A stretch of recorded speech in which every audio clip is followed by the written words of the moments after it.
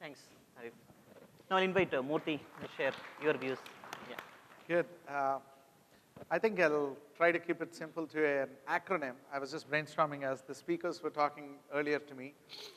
I thought, what would technology help us do? I thought speed is what I was just, summarizing the entire thing to. Whether it's just an acronym that I thought would summarize all my thoughts. One, whichever we talk about digitalization or the performance documents that Arif had mentioned or what have you, you look at the technology often gives us some kind of a structure, to put some kind of a structure in place, and it helps you scale, obviously, and it helps us seamlessly connect, whether it is today's technology of whether it is Skype or Viber or what have you, any of these other technologies that are out there, it helps people connect. When it comes to the people and HR and doing business, it's about the seamless connection, the ability to scale, and ability to provide some kind of a structure and governance. So that is the S part of it, in the speed, the acronym. And then I think about the letter P, and I was thinking it provides you good predictable performance, because once it's all digitized or once it's all systematized, you know what to expect. Means you have a tab on the performance and it's predictable. So predictability and performance. Then you look at the next E. Then I had to struggle with what should I put in the E's, two E's, right? So I said, one, it gives you an edge. In the business, you need to differentiate vis-a-vis your competition or whatever, so it gives you often an edge in terms of the technology adoption, whether you are into the business of making products or whether it is processes or your own people, in terms of giving them the edge to compete in the marketplace. So that's the edge. And then we thought, what else would it give you? It gives you the efficiencies, right? Because your cost to serve or whatever, in terms of your costs coming down because of the obvious advantages. So it gives you the efficiencies. Then the next one, the human part of the element is in terms of the experiences that we create for our employees, whether it is in terms of developing them in terms of classroom or the learning experiences. By the way, when I talk about learning, I often think about the biggest challenge we in the HR community would be facing is how to make people unlearn what they have already known and then learn certain new things. The task is in unlearning.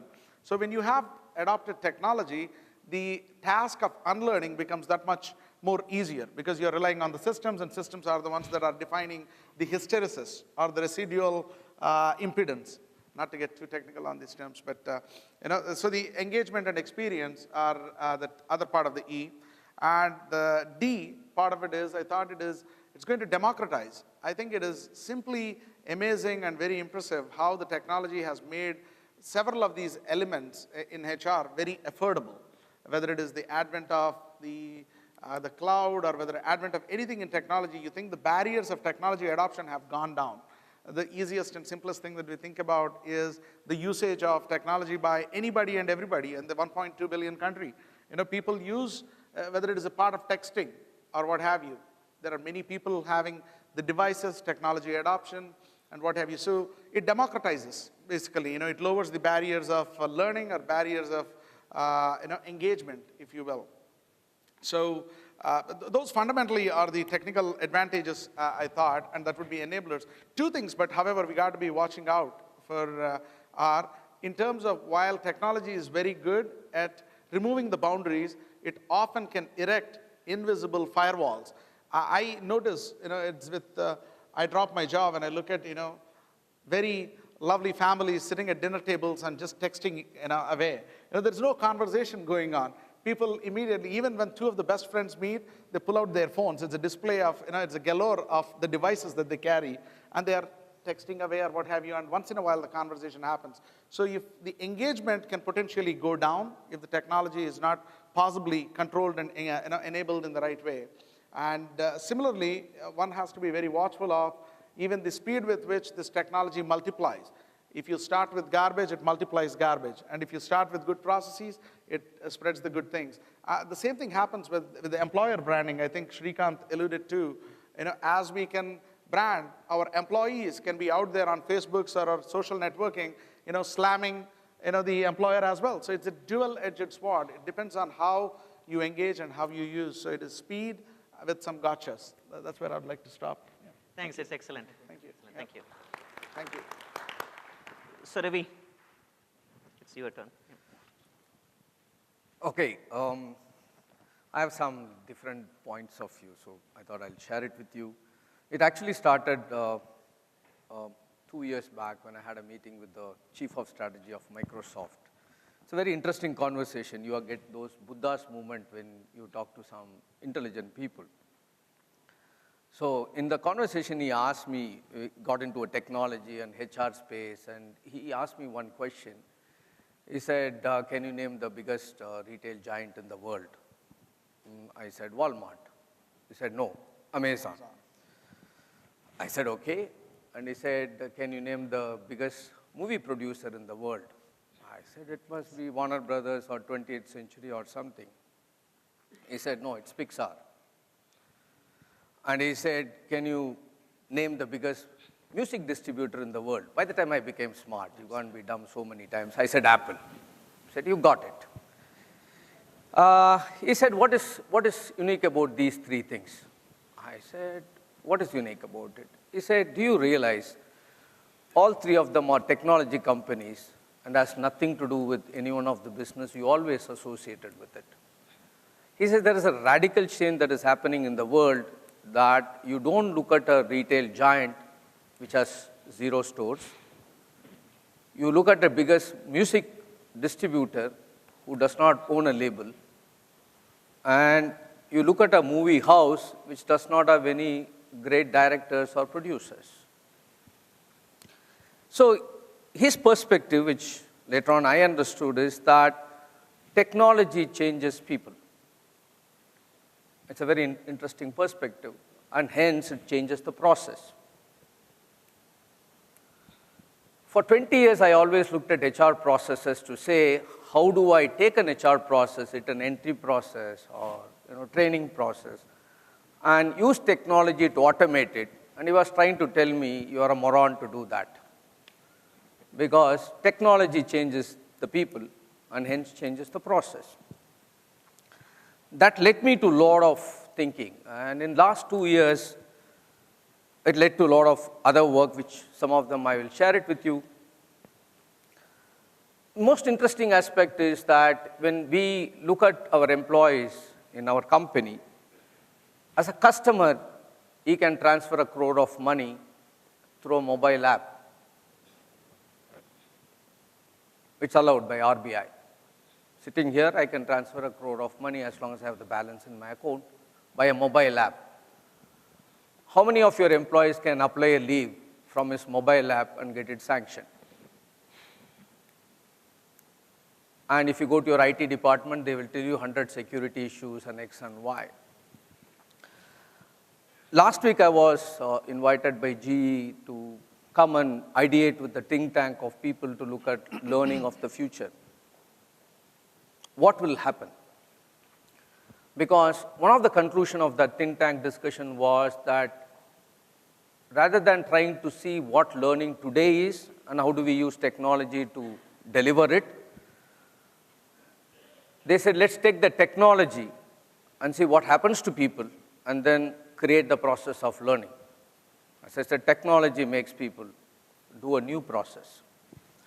And we came out with 2 radical ideas, which we are hoping to implement in the next 2 years and create white papers.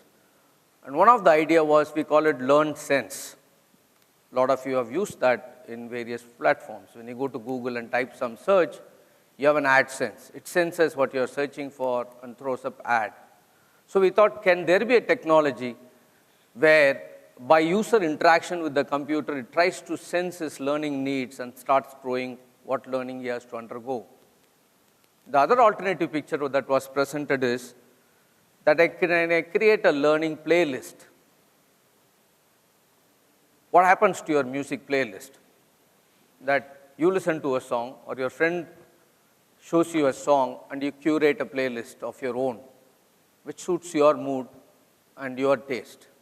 So can there be a learning playlist that can be curated by you, curated by your friends, curated by your boss, curated by learning department to create a learning future? To me, one of the biggest challenges in HR is going to be to re-look at a lot of such processes and redefine it the way you never looked at it.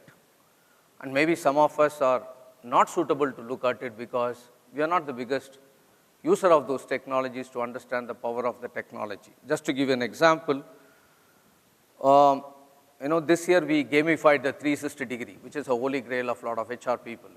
360-degree, confidential, and X and Y. We said, let's socialize 360-degree. So first and foremost, what we did was we created as a game. You play the game and you give a feedback to anyone you want. The second rule we created was, we said anyone can give feedback to anyone. That means a trainee who comes into the company can give a feedback to a CEO, because if you impact me, I can give you a feedback.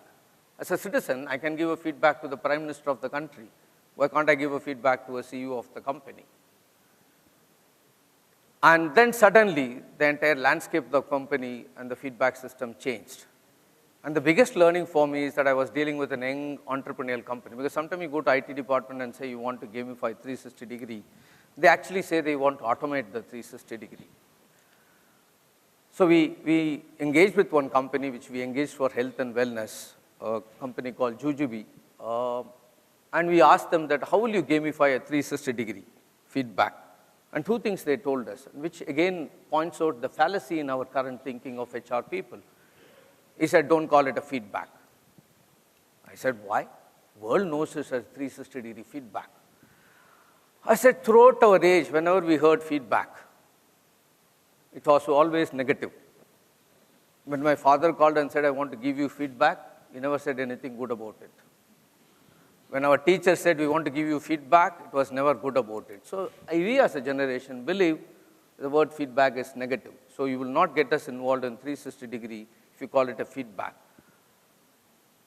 I said, yeah, maybe you are right. Now, what do you want me to call it? They said, what are you trying to do with this 360-degree? I said, I'm trying to develop people. Means I want people to get another view of themselves so that they can develop themselves. So they said, you're trying to influence them. So why not you call them 360-degree influencers? That means come and influence me, because that's what the Johari window says. There's a blind side to it.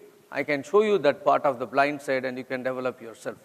So to me, the biggest challenge is going to be for the HR people is to unlearn and learn as a native digital generation, deals with technology and uses it radically different. So automating the current HR processes, I think you will miss out the boat with them. I don't think they are going to join your bandwagon, because the way they deal with technology is entirely different from the way I dealt with technology. Thank you. Thank you, Ravi. So, thank you. And Sakar, your turn. Yeah. Thank you. So, I'll share a few examples from my own experience in HR. I started in HR about 3.5 years ago in CA, and my first challenge was to look at recruitment. And first thing I looked at was our employee referrals. And what I found was that we were getting a high volume of referrals, but the hit rate from the referrals was very low. And when we were speaking to the candidates, we found that the employee who's referring doesn't actually know the candidate very well. So it was causing multiple problems for us. One, we were spending a lot of time interviewing people. It wasn't serving the real purpose of bringing family and friends into work. People were bringing acquaintances into work. We realized that the number of referrals coming in went down, but the hit rate from those referrals went phenomenally high, and our employee referral percentage went up. Second challenge we were facing in our recruitment was we develop IT products. Those IT products are not consumer products. So we don't have search engines. We don't do operating systems. So not everybody knows us, right? So the challenge that we had was that people outside have to know what CA does. What are CA success stories? We do not get a lot of budget from a marketing team to do employer branding. So we changed our internal intranet page. And what we did was we created a marketing center on the intranet page. Every story on the intranet page below it has a LinkedIn logo and a Facebook logo. If an employee likes the story, employee can go and click on the LinkedIn logo or the Facebook logo, whichever one he or she wants to share the story on. And immediately a login for that particular social media site pops up. And once they log in, that story automatically gets posted on the individual's update page. So what happened with this was 14,000 employees across the globe were now becoming brand ambassadors for CA. All their connections were actually getting to see what CA was doing. It helped us phenomenally build a brand, especially among the technology community. What we also did along with this was we identified 12 thought leaders across the globe in the company. And we created a calendar for them to tweet and blog on subjects which were technology related. What were the products that CA is coming up with? Obviously, the ones that we could publicly share. What are the upcoming technology that CA is working on? We started, our communications team and our media team started putting them on targeted blogs and targeted tweeting sites. We gave access to all our employees to those tweets and blogs. The employees retweeted them. It created a huge array of followers for us, for those thought leaders. These followers in each geography actually became the target people for our talent acquisition team to go and hire from. We realized that we being a company would not be able to get people who go and work for startups, or we will not be able to get people from startups to come and work for us. But we can actually go into where the talent resides. We can go and meet them where they express themselves. And we gave them the ability to express themselves, and that is how they came into CA's fold. So just a few examples where we used existing technology to solve some real-time problems that we're facing in the industry. Thank you, Shekhar. Thanks. Suraj, last not the least one. It becomes very easy when you're the sixth speaker to say, I have nothing else to add, and end the conversation there. Let me look at something that we've not discussed. We are looking at technology that already exists today. We are looking at SaaS and Bahu, I think SaaS. We are looking at cloud technology. We are looking at mobile apps today. We're looking at different types of portals today. But have you ever thought how IoT could make a difference to technology in the future? I think you know IoT, right? Internet of Things. Strange, right? That I talk about the future. Because if you look at the population that is going to get into the workforce in 2030, take another 20 years from now, 3035, that's what you should be geared up to look at, not what we should have today. If you don't have it today, I think it's too late, because by the time you get your hands around the technology and you want to develop and inculcate it, and all the complexities that our colleagues have talked about the culture, the change, the process, it's going to be too late for you if you really want to stay in business. What are we looking at here? We are looking at digital natives. We are looking at people who will enter the workforce who have been used to technology as a way of life. They've been handling this technology, I'd say pretty commonly, where they are at ease, even better than my wife at home who multitasks, ease of looking at different types of communication, different type of sources of information that come in at the same time, and they still have a focus. They know what's happening on all the apps that they're working on. They are still messaging, and this is the workforce that we are going to deal with. They exactly understand what they want. They are looking at the workplace where it'll be an extension of what they are. What is important to them is their identity, their freedom, their right to expression, rather than, this is good news for HR, what compensation you're going to pay them.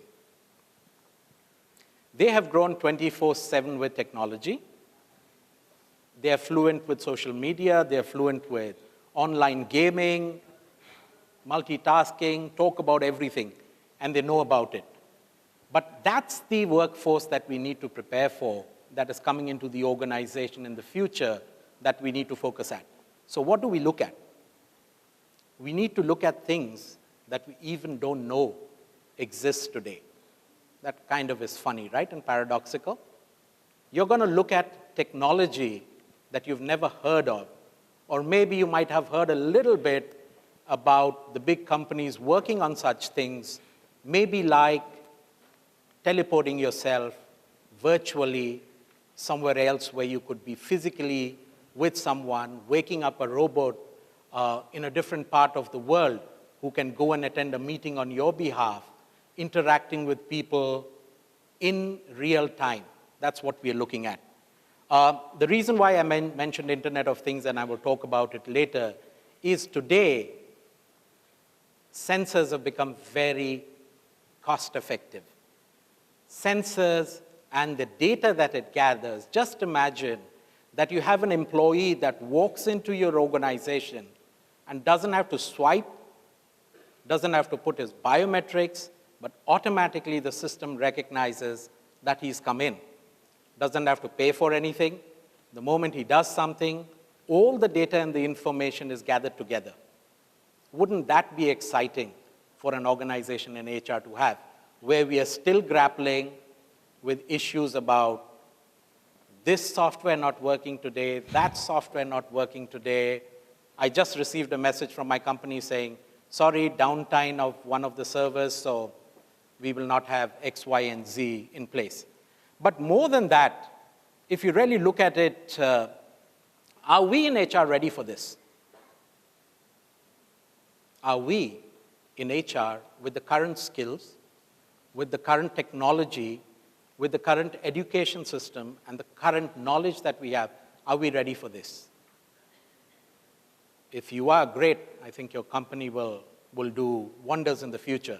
But what you're looking at here is someone who not only knows inside out of HR, but is also an excellent marketing guru. Because if you look at websites, one look at websites or one look at portals can turn you off. So what makes a difference is if I don't go in, if I'm not sold to the idea of doing something, it's very difficult. You know, you can take a horse to water, but you can't force it to drink. Look further. The new skills that we are looking at, you have this huge database, you have this huge ocean of information that you have even today. And in future, you will have more information with you. What are you going to do with that information? You know, they say knowledge is lacking in this ocean of information that we have. And knowledge is going to double every year from 2015. So who is an expert today may not be an expert tomorrow, because you cannot learn what knowledge and technology is coming up in the future. So what do? Just look at two things. I will look at L&D as an example and recruitment an example. You look at recruitment, it's obvious to everyone, right? You talk about Facebook, you talk about LinkedIn, you talk about all this stuff. Even us in Airbus, we talk about mobility radio, where we podcast and send messages, and you can see videos. We look at websites where you don't only invite people, but you have what a right job would be, what would be the right thing to do for this role. Because I can tell you a fact, even though we talk a lot about e-recruiting, definitely it increases the volume of applications. I will leave the question with you to answer. Does it improve the quality of applications? What do you do for that? Contact Randstad. Thank you. That's a nice way. You look at L&D. We've grown up. My generation, at least, has grown up talking about folks like Donald Kirkpatrick, the 4 models of leadership, Maslow, Bloom about e-learning, Gangre about the 5 major categories of learning. But who is tomorrow? The culture of training will be tagged.